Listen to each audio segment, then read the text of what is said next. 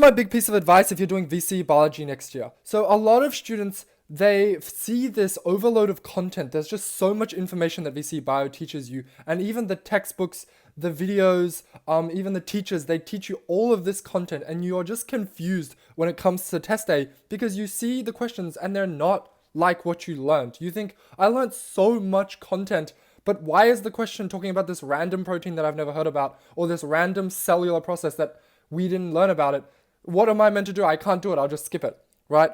This one piece of advice will save you so much. Just repeat this in your head all year when you're learning VCE Bio. And the truth is, it's not that deep. The advice is, don't think of it that deep. When it comes to VCE Bio, every piece of content they teach you is all you need. You don't really need to think on a level that requires that much depth or feel like as soon as you see a question that doesn't involve what you learned, it's impossible.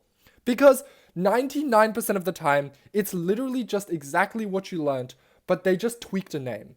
Or it's exactly what you learned, but you just have to realize that, oh, this randomly named cell is actually just a protein or a type of hormone. So when you see a question that you can't do, just take a moment, sit back and think, okay, what is the simplest way that someone would answer this question, right? Even if it's a question about like, what are the scientific errors that could result from this specific model, which is a question that was very similar to something that was on last year's exam. And the way to answer it is just to think, okay, what is a general scientific error that can occur, like a personal error, a random error? What issues could occur from this model? Well, issues that could be of any model include things like the technology hasn't been researched enough, there hasn't been enough trials. You know, these things aren't that deep. I don't need to be a university professor to be able to know these things. They're just simple, basic concepts that you can keep regurgitating throughout VCE Bio.